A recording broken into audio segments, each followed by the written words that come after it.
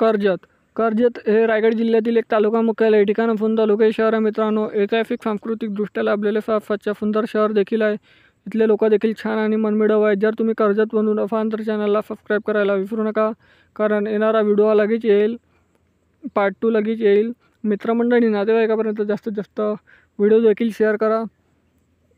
तर तुम्ही कर्जतमधून कुठून आहे हे देखील मला कमेंट सेक्शनमध्ये कळवा.